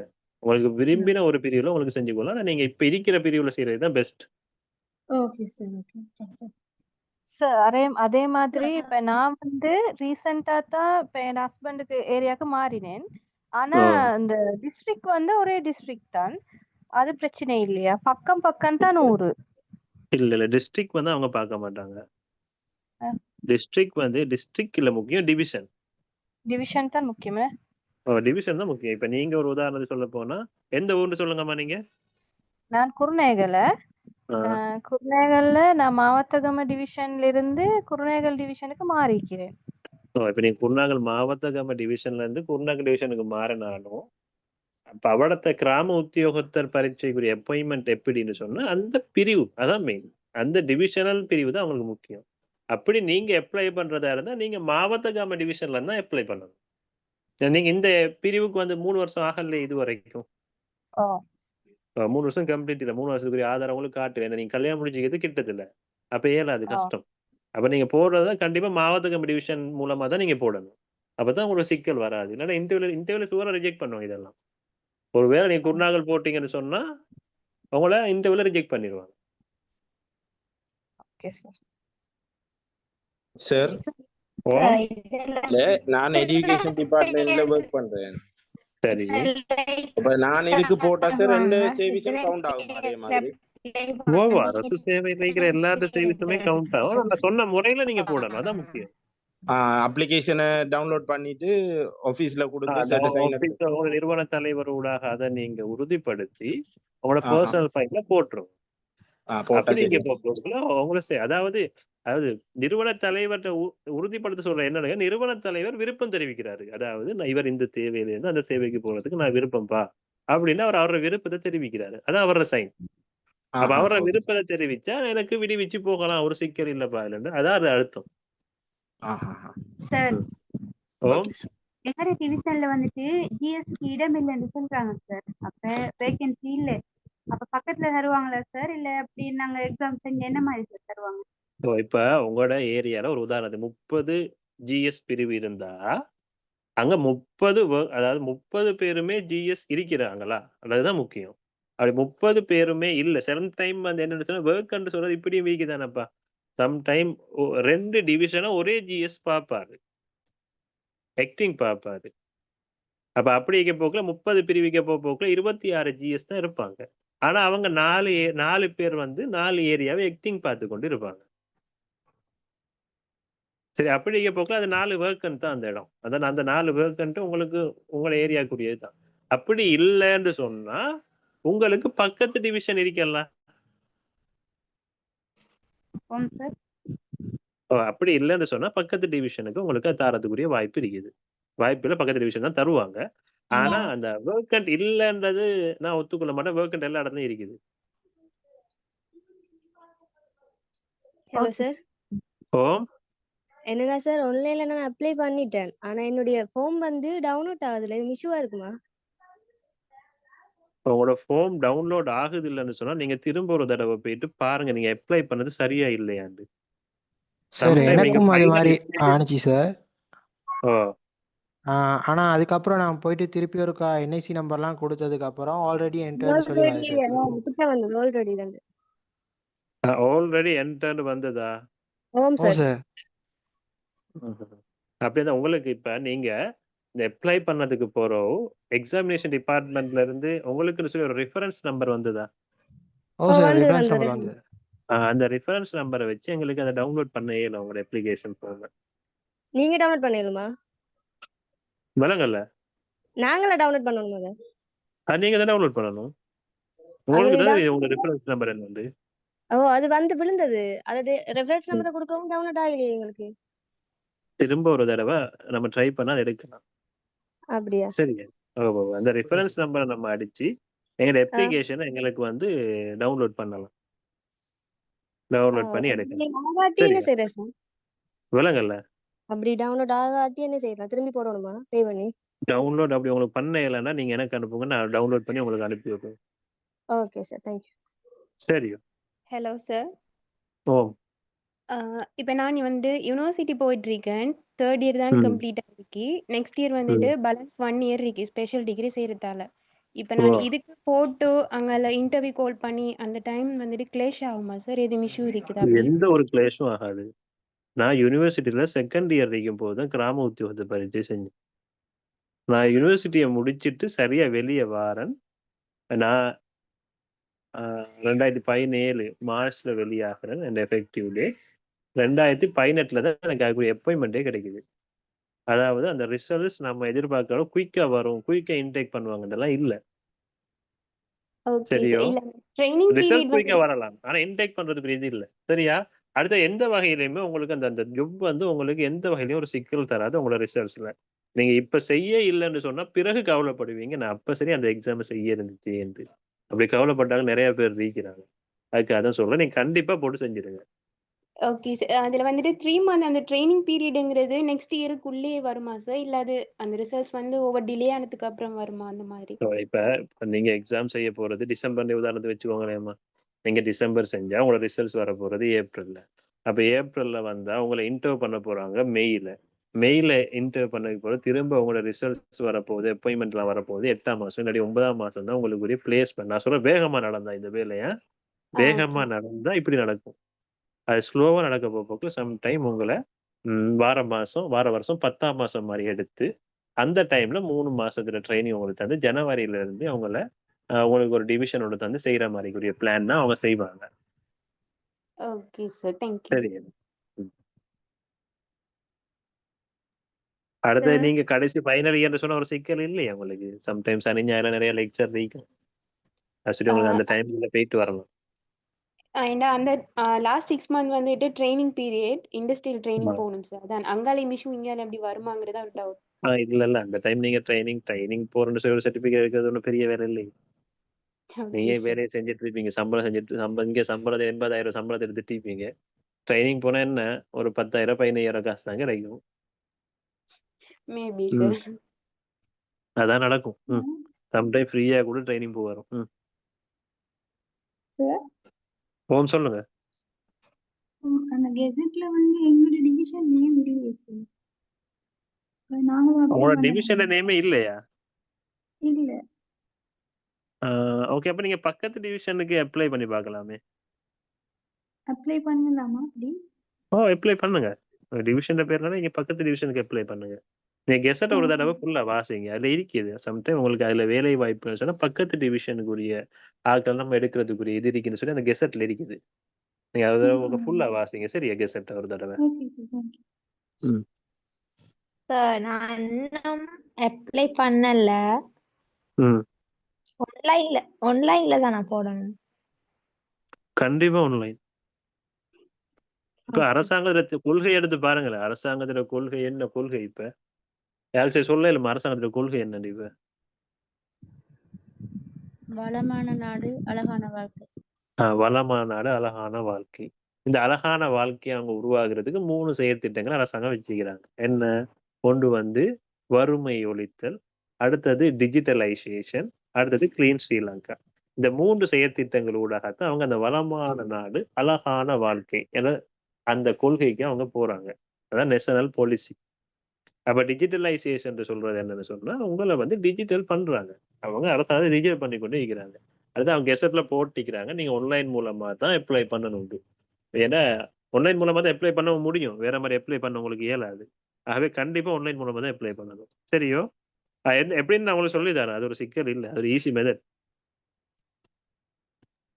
சார் இன்னொரு டவுட் வந்து அம்பாறை டிஸ்ட்ரிக்ட் நான் ஆனா போட்ட எக்ஸாமினேஷன் சென்டர் வந்துட்டு ஃபர்ஸ்ட் சாய்ஸ் வந்துட்டு பெடிகளோக்கு கொடுத்துட்டேன், செகண்ட் சாய்ஸ் வந்துட்டு அம்பாறை கொடுத்தேன். இதுல அந்த பிரிவு உள்ளுக்கோ கல்னஸ் இந்த மாதிரி அப்படி இருக்கிறேங்கிறது கெசெட்ல ரீட் பண்ணல.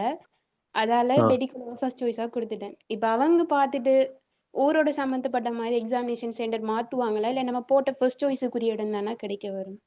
அதிகமாக நீங்க போட்ட ஃபர்ஸ்ட் சாய்ஸ் தான் அவங்க தருவாங்க. ஏன்னா ஃபர்ஸ்ட் சாய்ஸ்னு சொல்றது அதை நீங்க தானே போடுறீங்க. அப்ப அதை அவங்களுக்கு மாத்துற இது இல்லை அவங்கள்ட்ட. ஆகவே உங்களுக்கு பெட்டிகுலர் தான் வரும். வேணும்னா நீங்க வேணா திரும்ப வேணா ஒரு அப்ளிகேஷன் போடலாம். அப்புறம் நீங்க முதல்ல வந்து திரும்ப சல்லி கட்டி போட வரும். அப்படி போட்டீங்கன்னு சொன்னா உங்களுக்கு அம்பாறை கிடைக்க வாய்ப்பு இருக்கு. Okay sir. ஃபர்ஸ்ட் சாய்ஸ்ல நீங்க இதை கேட்டீங்கன்னு சொன்னா அவங்க சம்டைம் அதை உங்களுக்கு ஃபர்ஸ்ட் சாய்ஸ் நிக்கிற அம்பாறையே தருவாங்க. Okay sir. அப்படி இல்லைன்னா நீங்க பெட்டிகுலர்லயே போய் செஞ்சுட்டு வரலாம். ஜிஎஸ் எக்ஸாம் ஒரு நாள்ல முடிச்சிடுவாங்க 3 பாடத்தையும். Okay thank you. Hello sir. Hello கேளுங்க. அப்ளை பண்ணதுக்கு டாக்குமெண்ட்ஸ் ஏதாவது நாங்கள் அப்லோட் பண்ண வேண்டி வருமா? இல்ல டாக்குமெண்ட் எதுவும் இதாக தேவையில்லை. இல்ல ரிசல்ட் ஷீட் ஏதாவது அப்லோட் பண்ண வேண்டி வருமா? இல்ல ரிசல்ட் ஷீட் நான் கேட்க மாட்டாங்கன்னு நினைக்கிறேன். நான் பார்ப்பேன் ஒருக்கா. இப்ப கடைசி இதெல்லாம் முடிய நம்ம எப்படி அப்ளை பண்ற விஷயத்தை பார்ப்போம். இப்ப நமக்கு அது விளங்கும் என்னன்னு. பொதுவா டாக்குமெண்ட் எதுவும் கேட்க மாட்டாங்க. அப்ளை பண்றதுல கேட்க மாட்டாங்க.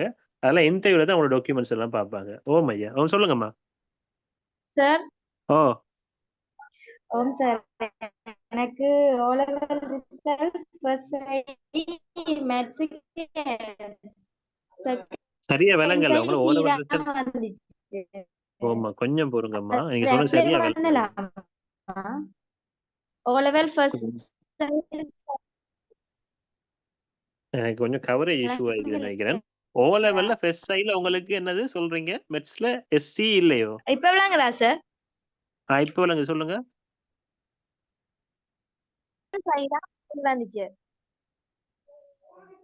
செகண்ட் சைடுல தான் சி வந்துச்சு. அப்படியே சொல்றீங்க? ஆம் சார், ஆம் சார். அப்படியா இருந்தா நீங்க என்ன பொறுத்த வரைக்கும் அப்ளை பண்ணாங்க. இன்டர்வியூல அது எப்படிக்குமே உங்களை ரிஜெக்ட் பண்ணுவாங்க. நீங்க ஒரு எக்ஸாம் செஞ்சு கஷ்டப்பட்டு இன்டர்வியூ மட்டும் போனது பிறகு உங்களை இன்டர்வியூல வந்து தட்டி கழிக்கிறேன்னு சொல்றது உங்களுக்கு ரொம்ப கவலையாயிக்கும் அப்ப.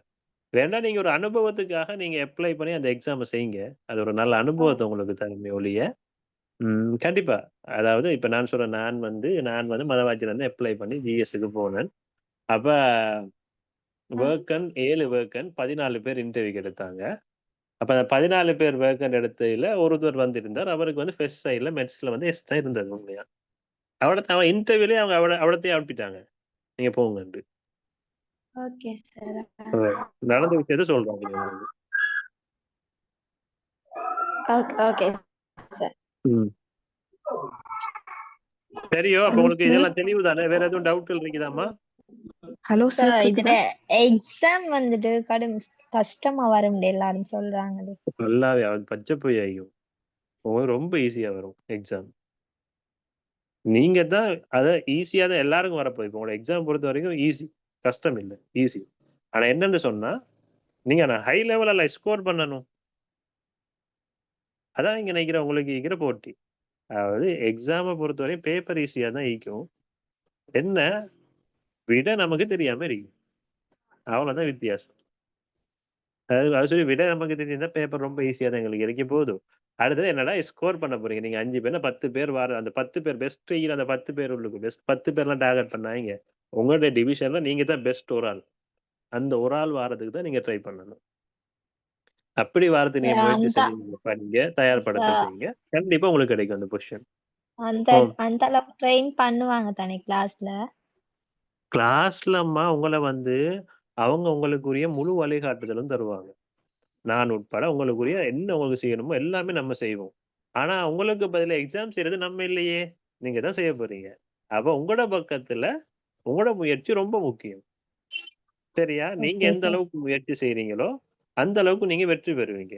ஆனா அந்த முயற்சிக்குரிய வழிகாட்டுதல் கண்டிப்பா நம்ம தருவோம்.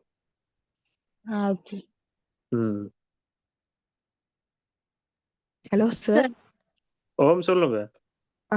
பிரைவேட்டா ஒர்க் பண்றவங்க வந்து இன்டர்வியூ போக்கல எதுவும் லெட்டர்ஸ் அப்படி எதுவும் தேவைப்படுமா சார்? இல்ல தேவையில்ல. பிரைவேட்டா போறாங்களுக்கு எந்த ஒரு சிக்கலுமே இருக்காது. Okay sir. சார் எனக்கு ஜிகே பற்றி பெருசா எதுவும் தெரியாது சார். அது சம்பந்தமா நான் படிக்கணுமா சார், இல்ல கிளாஸ் மட்டும் போதுமா சார்?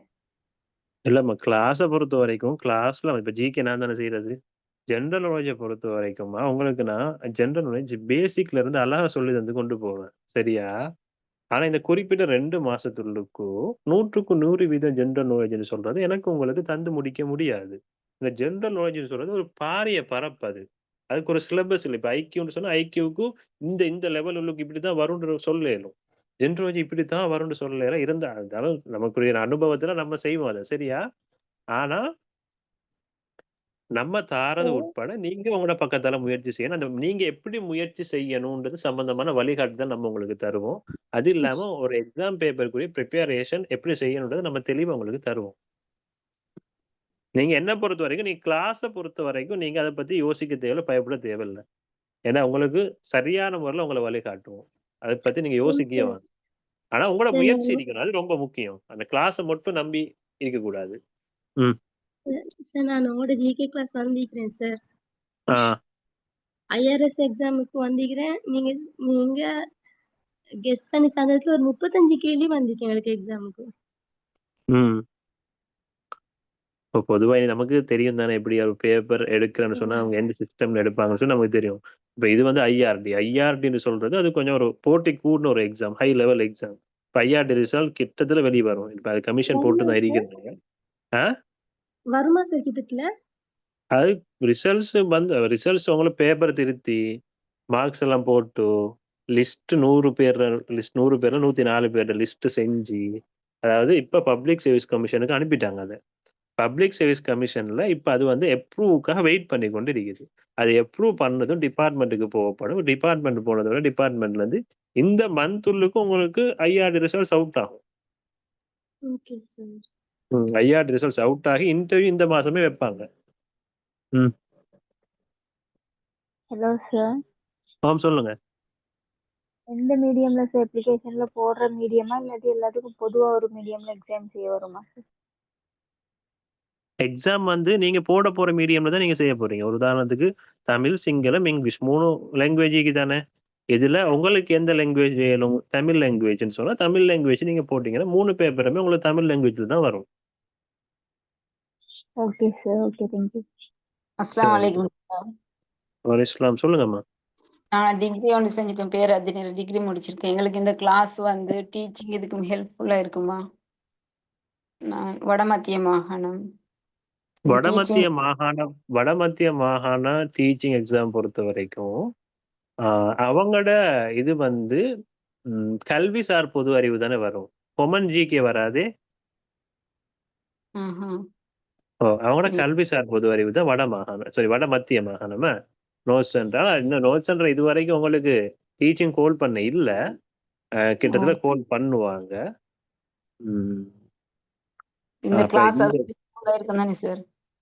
இப்படித்தானே அவங்க சம்டைம் உங்களுக்கு கல்வி சார்ந்த பொது அறிவு உண்டு சொன்னா இங்க இருக்கிற ஜெனரல் நாலேஜ் உங்களுக்கு இதாகாது, ஆனா ஐக்கியூ உங்களுக்கு பயன்படும். சம்டைம் உங்களுக்கு எடுக்கிறது வந்து பொது அறிவு கொமன் ஜிகேல எடுத்திருந்தா 100க்கு 100% எங்க கிளாஸ் உங்களுக்கு பயன்படும். டீச்சிங் இருக்கு, கல்வி அந்த பொது அறிவு தனிவார கல்வி சம்பந்தப்பட்ட அப்படின்னு சொல்லி நமக்கு திட்டமா சொல்ல முடியாது. சம்டைம் இப்ப வயம்பை வைங்கள குருநாகல் வடமேல் மாகாணத்தை எடுத்தீங்கன்னா வடமேல் மாகாணத்துல வந்து கல்விசார் பொது அறிவு வராது, அங்க வர்றது கொமன் ஜிகே தான்.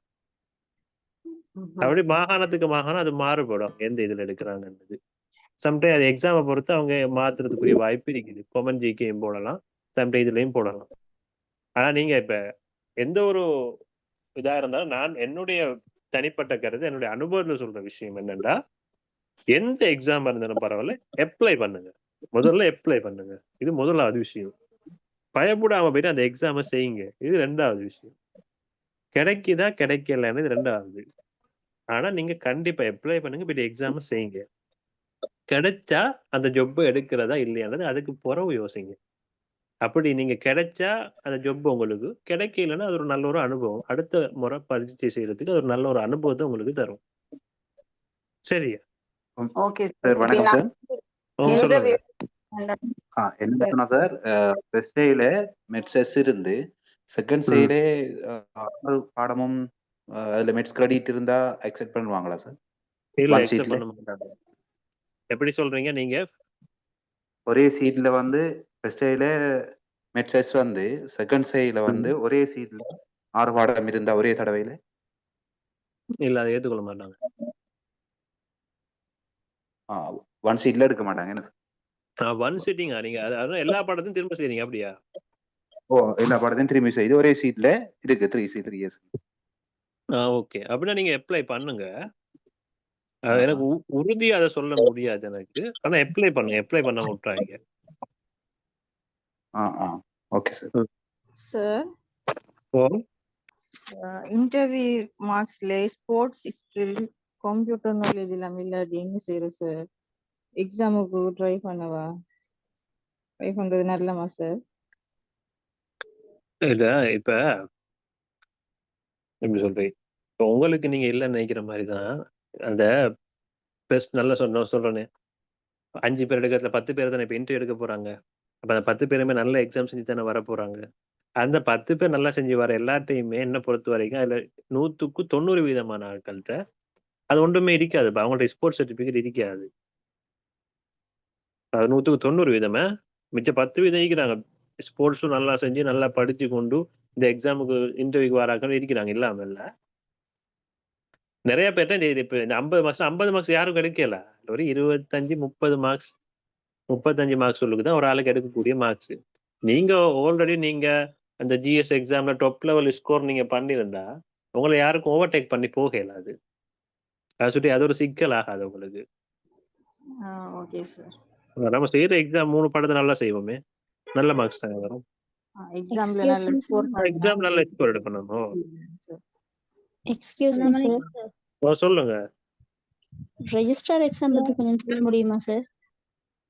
ரெஜிஸ்ட்ரார் பத்தி சொல்றேன். ரெஜிஸ்ட்ரார் நம்மள தனி ஒரு கிளாஸ் நடந்து கொண்டெல்லாம் இருக்குது.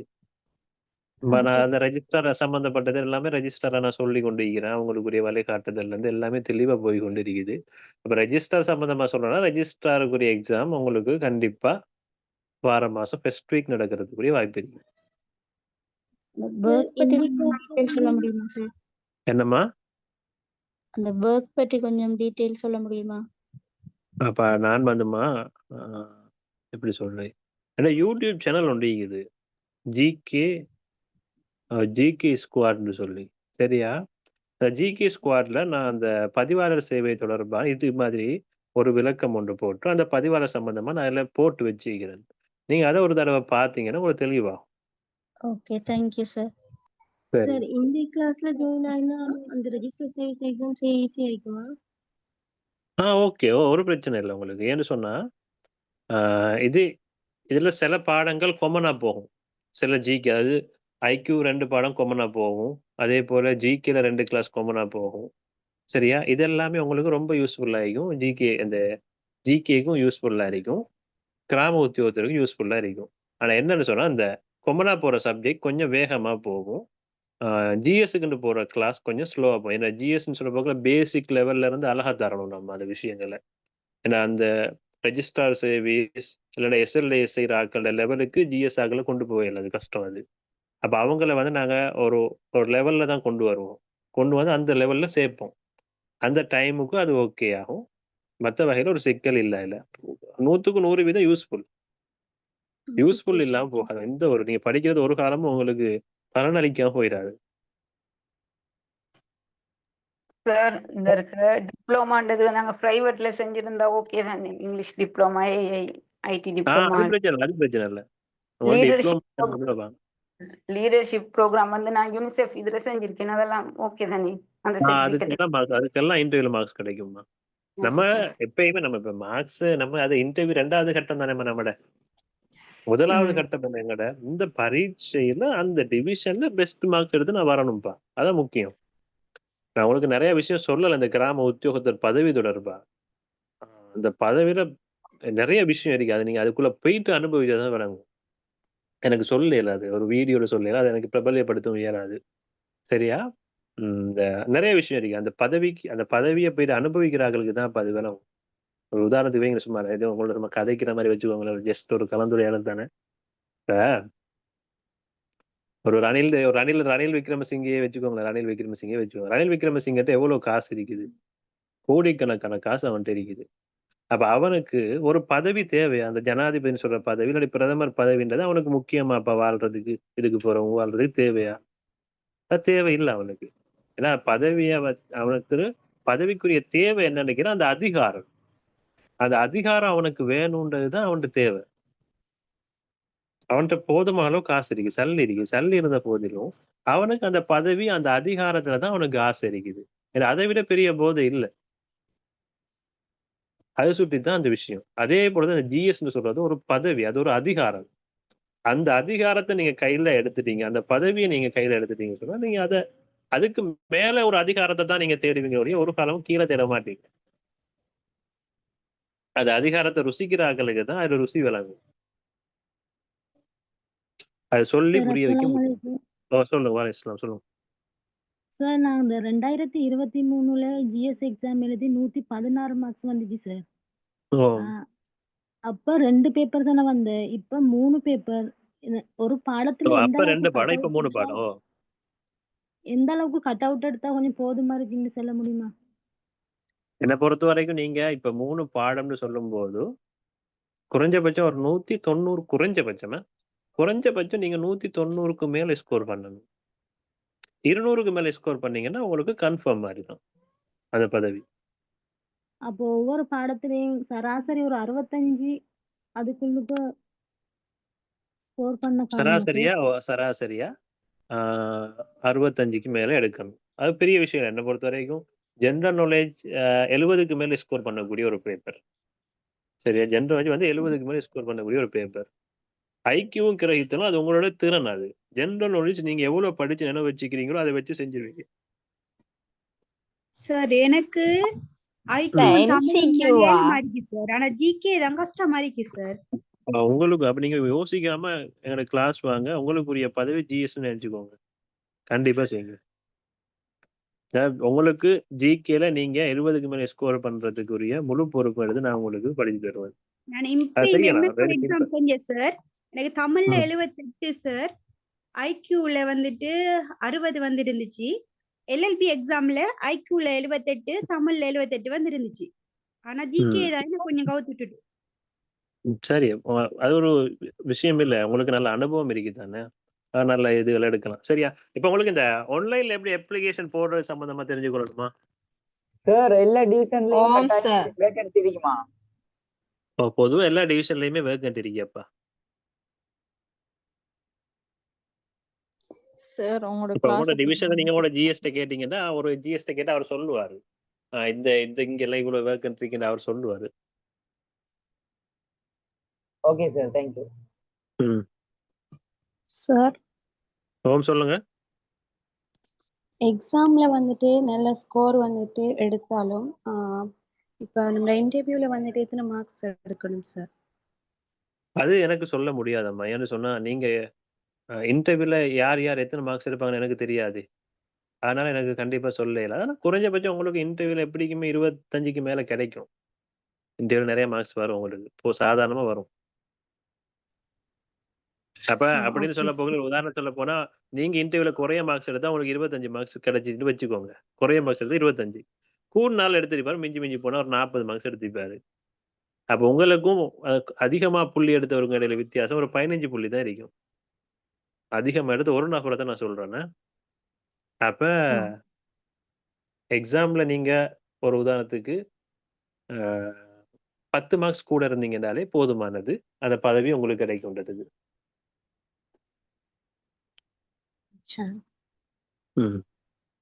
சரியாப்பா? பேப்பர் வந்து எம்சிக்யூ மாதிரியா சார் வரும்? என்னது? ஜிகே பேப்பர் வந்து எம்சிக்யூ மாதிரியா சார் வரும்? எம்சிக்யூ தான் வரும். எம்சிக்யூ 50 எம்சிக்யூ வராது. ஒரு 30 கேள்வி எம்சிக்யூல வந்து ஒரு 20 கேள்வி எழுதுறதுக்கு வரும். அப்படி இல்லைன்னு சொன்னா 40 கேள்வி எம்சிக்யூக்கு வந்து ஒரு 10 கேள்வி எழுதுறதுக்கு வரும். எழுதுறதுன்னா ஒன் வேர்ட் ஆன்சரா? எழுதுறது எப்படி சார்? ஒன் வேர்டா? விலங்கல்ல. எழுதுறது ஒன் வேர்டா? ஒன் வேர்டா தான் வரும். ஒன் வேர்ட் அல்லது குறுகிய வினா தான் வரும். குறுகிய பதில் கொடுக்குற மாதிரி தான் வரும். பெரிய கேள்விக்கு வராது. எப்ப சார் எக்ஸாம் நடக்கும்? எக்ஸாம் நடக்கணும் உங்களுக்கு கெசட்ல போட்டிக்கிறாங்க டிசம்பர்ல. ஆகவே உங்களுக்கு வாரம் மாசம் எக்ஸாம் நடக்கும். அது நடக்குதா இல்லையான்னு 1 வீக்ல உங்களுக்கு தெரிஞ்சிடும். ஏன்னா டிசம்பர் மாசத்துக்குரிய நாட்காட்டிய வந்து இந்த மாதம் 10ஆம் தேதி அவங்க வெளியிடுவாங்க. அதுல விளங்கிரும் வாரம் மாசம் நடக்குதா இல்லையான்னு. அப்படி இல்லைன்னு சொன்னா ஜனவரி கண்டிப்பா நடக்கும். அதை பத்தி யோசிக்க தேவை. சார் ஓ சார் டைம் போகுது. நெக்ஸ்ட் லெவல் போவோமே நம்ம அப்ளை பண்றத பத்தி. சரி.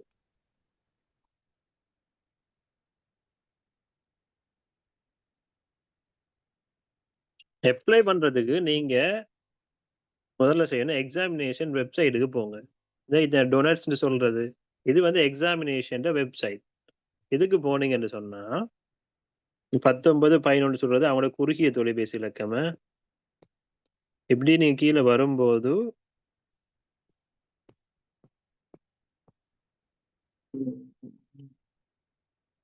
இந்த ஆன்லைன் அப்ளிகேஷன் ஒரு இது வருது தானே. இந்த ஆன்லைன் அப்ளிகேஷனுக்கு போனா ரெக்ரூட்மெண்ட் அதே போல இபி எக்ஸாம் இது ரெண்டுமே இருக்கும். இதுக்கு போயிட்டு நீங்க ஆன்லைன் அப்ளிகேஷனை கொடுத்தா இந்த இது அப்ளை ஃபார் த எக்ஸாம். அதன் பிறகு நீங்க அப்ளை ஃபார் எக்ஸாம் போயிட்டு இதுக்கு போய் நீங்க அப்ளை பண்ண போறீங்க. இப்ப இதுல வந்து ஒவ்வொரு எக்ஸாம் சம்பந்தமாவும் இருக்கு. இப்ப முன்னுக்கு ஓப்பன் கம்பேட்டிவ் வந்து என்னது அசிஸ்டன்ட் சூப்பரிண்டென்டென்ட் ஆஃப் பிரைசன். நமக்கு இது தேவையில்லை. இப்ப நமக்கு தேவை ஜிஎஸ் எக்ஸாமுக்கு அப்ளை பண்றது competitive examination for recruitment to grade 3 of Sri Lanka Grama Niladhari service. அப்ப இதுக்குரிய பேமெண்ட் 1000 ரூபாய் போட்டிக்கிறாங்க. இது க்ளோசிங் டேட் நவம்பர் 24 முன்னுக்கு இருக்குது. இதுல கெசட் நோட்டிபிகேஷன் இன்ஸ்ட்ரக்ஷன் அந்த ஃபார்ம் நிரப்புறதுக்குரிய அடுத்தது அப்ளை. அப்போ நீங்கள் அப்ளை பண்ணுறதா இருந்தால் நேராக அப்ளைக்கு கொடுத்தீங்கன்னு சொன்னால் இங்கே உங்களோட டீட்டெயில்ஸ் கேட்டு வரப்போகுது. இப்போ இங்கே அப்ளிகன்ற என்ஐசி நம்பர், அப்போ உங்களோட ஐடென்டி நம்பரை அடிங்க. அதன் பிறகு உங்களோட ஃபோன் நம்பர் என்னன்றதை கொடுக்குறீங்க.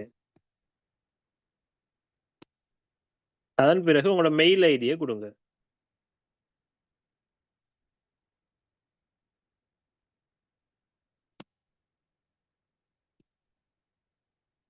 அப்போ ஐஎம் நாட் ரோபோட் கொடுத்ததுக்கு பிறகு நெக்ஸ்ட்டை கொடுத்தீங்கன்னா சரி. அதன் பிறகு உங்களுக்கு ஒரு ஓடிபி ஒன்று உங்களோட மெசேஜில் வருது, 5542. இது கொடுத்து சப்மிட் பண்ண சரி. சப்மிட் பண்ணதோட இந்த ஃபார்முக்குள்ளே நீங்கள் உள் வந்துடுவீங்க. இதுக்கு பிறகு உங்களோட ஒவ்வொரு டீட்டெயில்ஸை நீங்கள் கொடுக்கணும். டிஸ்ட்ரிக்ட், அதே போல் பர்சனல், எஜுகேஷன், ஸ்பெஷல் ஸ்டேட்மெண்ட் எல்லாம் இருக்குது. அதில் என்னன்னு சொல்லி பார்ப்போம். அப்போ டிஸ்ட்ரிக்ட், டிவிஷனல் செக்ரட்டரியேட், மீடியம். அப்போ இதில் வந்து நீங்கள் வந்து எந்த டிவிஷன் சொல்லி கொடுக்கணும். இப்போ நான் உதாரணத்துக்கு நான் முந்தி போட்டதே போடுறேன்னா,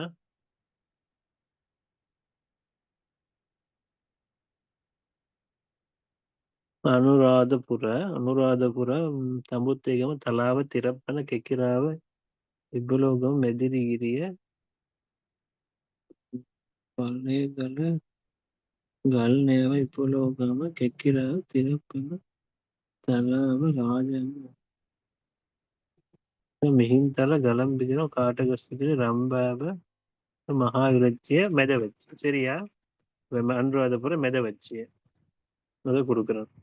அப்புறம் நான் எந்த எக்ஸாம் எந்த மீடியம்ல செய்ய போறேன்? தமிழ் மீடியம்ல செய்ய போறேன். சரி, அப்ப எந்த town sit for the examination, எந்த டவுன்ல நான் செய்ய போறேன்னு சொன்னா அதை எழுதணும். இப்போ எனக்கு லேசா அனுராதபுரம், அப்போ அனுராதபுரம் நான் போடுறேன். செகண்ட் சாய்ஸ் போடுறேன். அப்போ செகண்ட் சாய்ஸ் எனக்கு ஈஸி எதுன்னு கேட்டா புத்தளம், அப்புறம் புத்தளத்தை போடுறேன். இப்போ அவங்களோட பர்சனல் டீட்டெயில்ஸ் என்னன்னு சொல்லி கொடுக்கணும். நல்லா பாருங்க, இதுல இது இன் பிளாக் கேபிட்டல் லெட்டர்ஸ், அதாவது கேபிட்டல் எழுத்துல தான் நீங்க எல்லாத்தையுமே டைப் பண்ணணும். சரியா? அப்ப name in full Mohammed Mansoor சில். அப்ப அவரோட பேரை கொடுத்துட்டு அப்புறம் நேம் வித் இனிஷியல். அப்போ உங்களோட இனிஷியல்ல சொல்லப்படுறது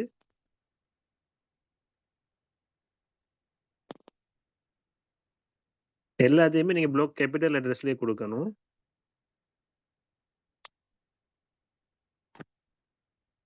அப்போ உங்களோட பெர்மனன்ட் அட்ரஸ் என்னன்னு சொல்லி கொடுக்கணும்.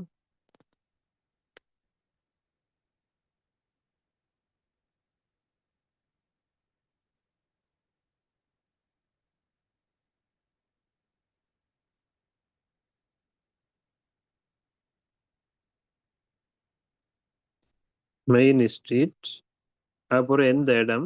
இந்த மெதவச்சி.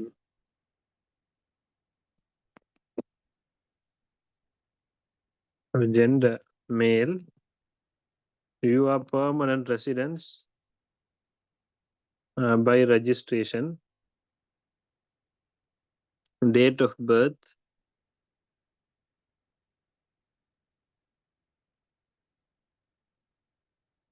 Date of birth உங்களோட என்னன்னு சொல்லி கொடுங்க.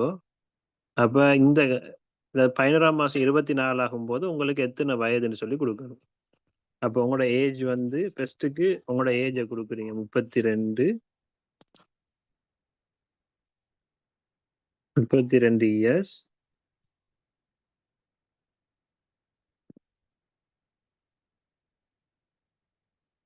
One month, 1 day. Telephone number.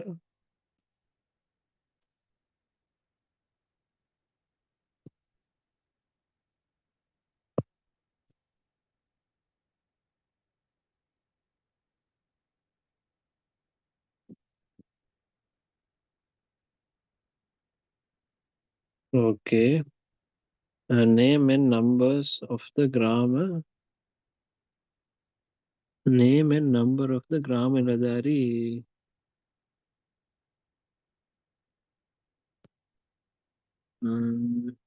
இந்த ஜிஎஸ் பிரிவு 68. எஜுகேஷன் குவாலிஃபிகேஷன், இது வந்து எந்த ஜிஎஸ் பிரிவில் நீங்கள் இருக்கிறீங்கன்னு போட்ட சரியா? அப்ப எஜுகேஷன் குவாலிஃபிகேஷன்ல உங்களோட இண்டெக்ஸ் நம்பர் அடிக்கணும்.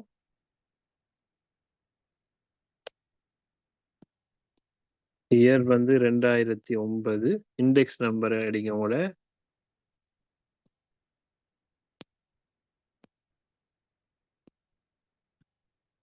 அப்புறம் என்ன சப்ஜெக்ட் என்ன ரிசல்ட்ஸ் எடுத்துன்றதை ஒவ்வொரு இதா போட்டுருங்க. அதன் பிறகு 2வதுக்கு திரும்ப ப்ளஸ் பண்ணி இப்படி வரணும். சரியா?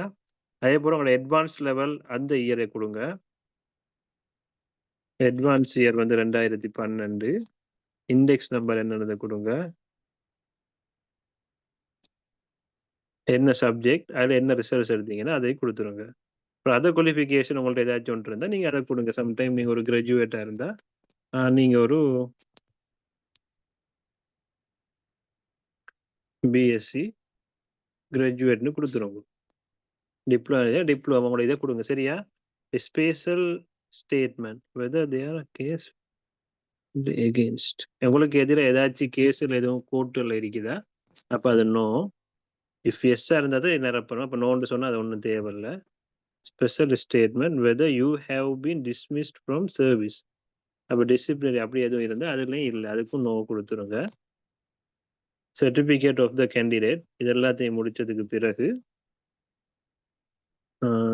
சிக்னேச்சர் ஆஃப் த அப்ளிகன்ட், அடுத்த டேட். இது ஒன்றும் தேவையில்லை. நீங்கள் எப்படி இதாகிட்டு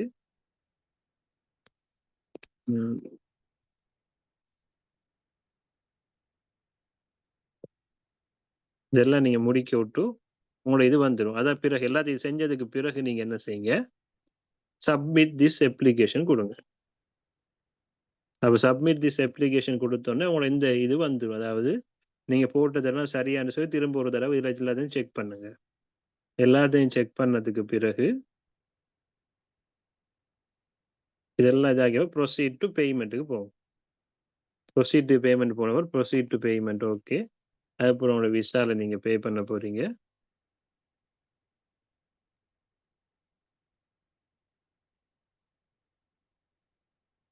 அதுக்கப்புறம் உங்களோட card number, month, year, card holder name உங்களோட பேரை அடிச்சுட்டு பின்னிக்கிற 3 நம்பர் இருக்கு தானே, அந்த 3 நம்பரை இவ்வளோத்துல அடிங்க. அடிச்சு போட்டு நீங்கள் இதாக்கினீங்கன்னு சொன்னால் காசு பெயினாக கொடுத்தோன்னே காசு போயிடும். அதே போல் காசு போனதில் காசு போயிட்டுன்னு சொல்லி அங்கே ஒரு மெசேஜ் ஒன்று வரும். அதே போல் உங்களோட அப்ளிகேஷன் சப்மிட்னு சொல்லி வரும். அதுக்கு பிறகு திரும்ப உங்களோட ரெஃபரன்ஸ் நம்பர் ஒன்று வரும். உங்களோட அப்ளிகேஷனுக்குரிய அந்த ரெஃபரன்ஸ் நம்பருக்கு கிடைச்சதோட உங்களோட அப்ளிகேஷன் வந்து அவங்களுக்கு சப்மிட் ஆகிட்டுன்னு சொல்லி உங்களுக்கு கன்ஃபார்ம் ஆகிடும். அதன் பிறகு திரும்ப எக்ஸாமினேஷன் டிபார்ட்மெண்ட் வந்து உங்களுக்கு நார்மல் மெசேஜில் உங்களுக்கு திரும்ப ஒரு மெசேஜ் வரும். உங்களோட ரெஃபரன்ஸ் நம்பர் இதுதான் சொல்லி ஒரு மெசேஜ் ஒன்று வரும். அதோட நீங்கள் அப்ளிகேஷனை வந்து ஃபுல்லாகவே நீங்கள் செஞ்சிட்டீங்கன்னு அர்த்தப்படும். இது அதுக்கு பிறகு நான் சொன்ன மாதிரி நீங்கள் இந்த ஒரு அரசு நிறுவனத்தில் வேலை செய்கிறவங்களா இருந்தால் நீங்கள் அதை மாதிரி செய்யுங்க. அப்படி இல்லைன்னு சொன்னால் ஓகே.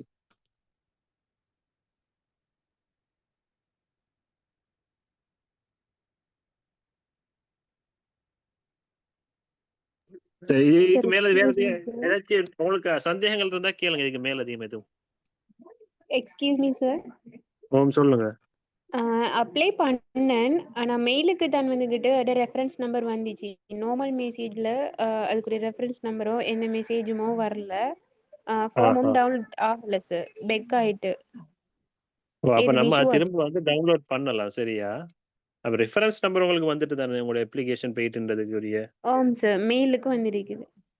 ஓகே. அந்த ரெஃபரன்ஸ் நம்பரை வச்சு நம்ம அப்ளிகேஷன் எங்களுக்கு டவுன்லோட் பண்ணக்கூடியதா இருக்குமா? ஓகே. அதுல ஸ்டெப்ஸ் என்னன்றது நான் உங்களுக்கு குரூப்ல ஒரு தடவை போட்டு விடுறேன். இந்த ஜிகேஎஸ் கிராமில் தான் நோண்டிக்கல குரூப் உண்டு, அதுல நான் போட்டு விடுறேன். சரியா? மற்ற குரூப்புகளுக்கும் நான் போட்டு விடுறேன்.